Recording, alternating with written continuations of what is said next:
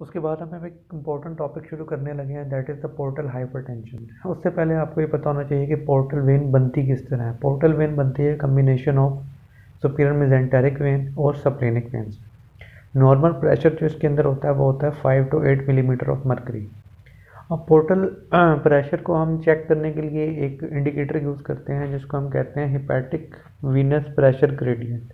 वो हम किस तरह चेक करते हैं कि हम एक फार्मूला लगाते हैं जिसमें हम चेक करते हैं wedge hepatic venous pressure minus free hepatic venous pressure, इससे हम निकालते हैं।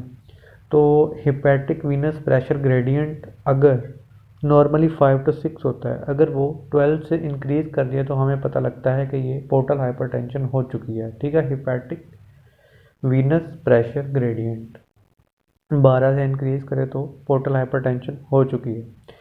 अब इसकी कॉजेज़ देख लेते हैं, कॉजेज़ क्या हो सकती हैं। मैंने आपको बताया कि पोर्टल वेन बनती है स्पीयर मेसेंटेरिक और सप्लेनिक वेन के मिलने से बनने से। अब इसमें कॉजेज़ हो सकती हैं प्री हिपैटिक। प्री हिपैटिक में कौन सी हो सकती हैं कि जी पोर्टल वेन है उसकी थ्रोम्बोसिस हो चुकी है, सप्लेनिक वेन है उसकी थ्रोम्बोसिस हो सकती है। उसके बाद हिपैटिक कॉजेज़ आती हैं। हिपैटिक कॉजेज़ में प्री सिनोसाइडल, सिनोसाइडल और पोस्ट सिनोसाइडल आते हैं। प्री सिनोसाइडल में सार्कोइडोसिस आ सकती है, प्राइमरी बिलियरी सिरोसिस आ सकती है। सिनोसॉइड्स में लीवर अगर सिरोसिस हो, पेरेन्काइमा डैमेज हो तो, या मेलिग्नेंट डिजीज ऑफ लीवर हो तब हो सकती है। पोस्ट साइनोसाइडल में वीनो ओक्लोसिव डिजीज हो सकती है, कहीं पे वेन्स ऑब्स्ट्रक्ट हो सकती हैं। अब पोस्ट हिपैटिक में क्या होगा, एक्स्ट्रा सिनोसाइडल के अंदर बर्ड कैरी सिंड्रोम हो सकता है, या फिर राइट हार्ट से जो है वो राइट हार्ट फेलियर हो सकता है, कंस्ट्रिक्टिव पेरिकार्डाइटिस हो सकती है। ठीक है, उसकी वजह से भी पोस्ट हिपैटिक आपको पोर्टल हाइपरटेंशन देखने को मिल सकती है। अब क्लिनिकल फीचर्स इसके वही होते हैं, पोर्टल हाइपरटेंशन के 4 मोस्टली जो फीचर्स होते हैं ना, तो उसके अंदर आपको कैपिट मेडुसा मिल सकती है, आपको इसोफेजियल वेरिसिस हो सकते हैं, आपको एसाइटिस हो सकती हैं, आपको जो है वो इसके अलावा एक इम्पोर्टेंट जो चीज़ आती है वो सप्लीनोमेगैली मिल सकती है। और इम्पोर्टेंट जो एक चीज़ आती है ना इसमें आती है फिल्टर हेपेटिकस। अब चूँकि जो है वो पोर्टल हाइपरटेंशन की वजह से लीवर का फंक्शन कंप्रोमाइज़ हो रहा है, तो वो टॉक्सिन्स को डिस्ट्रॉय नहीं कर सक रहा है, जिसकी वजह से टॉक्सिन जो है वो हमारे लंग्स में आ जाते हैं। लंग्स में आने की वजह से उनकी बैड ब्रीथ होती है, उसको फिल्टर हेपेटिकस कहते हैं। इसके अलावा जो हमें पैरा अम्बिलिकल वेन के ऊपर वेनस हम्प भी सुनने को मिलता है, क्योंकि अब देखें ना पोर्टोसिस्टेमिक चैनल्स ओपन हो चुके हैं, उसमें ब्लड की जो फ्लो है वो ज़्यादा हो रहा है, तो वेनस हम्प हमें मिलेगी पैरा अम्बिलिकल वेन्स में। तो इसको कहते हैं क्रोवेलर बॉमगर्टन सिंड्रोम। क्रोवेलर बॉमगर्टन सिंड्रोम, ये जो है वो इसोफेजियल वेरिसिस की जो है वो हमें साइन एंड सिम्टम मिल सकते हैं। अच्छा, अब इसकी इन्वेस्टिगेशन हम किस तरह कराते हैं, वही इन्वेस्टिगेशन हमने करानी है कि हमने जो है वो hepatic venous pressure gradient measure करना है। उसके अलावा हमने अब चूँकि इसमें सप्लीनोमेगाली हो चुकी है तो हम इसमें जो है वो थ्रोम्बोसाइटोपिनिया भी देख सकते हैं, ल्यूकोपिनिया भी देख सकते हैं। इसके अलावा अगर हमने इसकी कॉम्प्लिकेशन की तरफ जाना तो आप एंडोस्कोपी करके इसकी इसोफेजियल वेरिसिस को भी देख सकते हैं। अब मैनेजमेंट में इसकी क्या होगा, मैनेजमेंट में अब हमने सबसे पहले एक तो प्रिवेंटिव मैनेजमेंट करनी है। इसकी मोस्ट इंपॉर्टेंट जो इसकी कॉम्प्लिकेशन है ना वो इसोफेजियल वेरिसिस है। एक्चुअली में हमने उसको रोकना है बिकॉज वो एक एमरजेंसी कंडीशन है। अब इसोफेजियल वेरिसिस एक्चुअली होती क्या है कि ये जो लोअर एंड ऑफ इसोफेगस के ऊपर एक वेन्स की एक सब म्यूकोजल वेन्स की एक डायलेटेशन टॉर्चुअस वो हो जाती हैं, क्योंकि पोर्टल सिस्टमिक चैनल्स ओपन हो चुके हैं और वो ब्लीड करते हैं यूजुअली। ठीक है, तो अपर ये ब्लीड की one of the most important causes जो है वो इसोफेजियल वेरिसिस है, तो हमने उसको ब्लीड करने से रोकना है। ठीक है, तो आपने इसकी मैनेजमेंट इस तरह करनी है। एक तो प्रिवेंटिव मैनेजमेंट होती है, आपने बीटा ब्लॉकर्स देने हैं, प्रोप्रानोलोल और नेडोलोल आप दे सकते हैं। ठीक है, तो उससे क्या होगा कि वो हार्ट रेट कम होगा और जिसकी वजह से वेरिसल ब्लीडिंग का चांस कम होगा।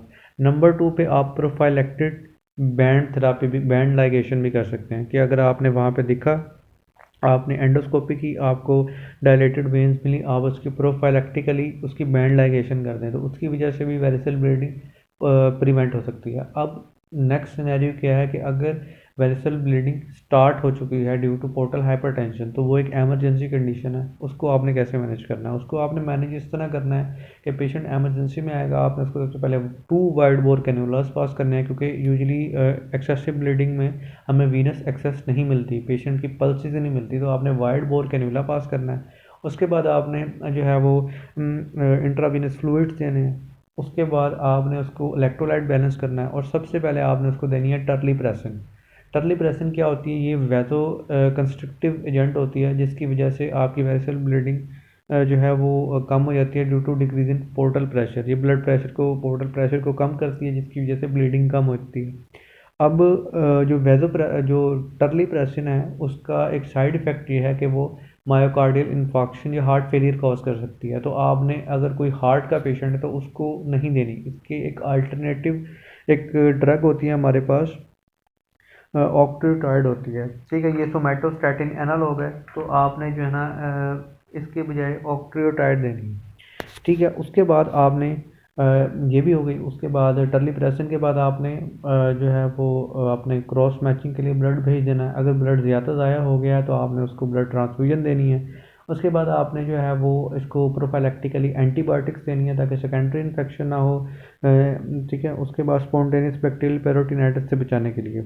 उसके बाद आपने इसको पीपीआईस भी देने हैं। अच्छा, उसके बाद आपने, अगर इससे ब्लीडिंग कंट्रोल नहीं हो रही आपके पास, मतलब इससे टर्ली प्रेशन देने से, तो आपने सबसे पहले बैंड लाइगेशन करनी है एंडोस्कोपिक। उसके बाद आप सक्लीरोथेरापी भी कर सकते हैं।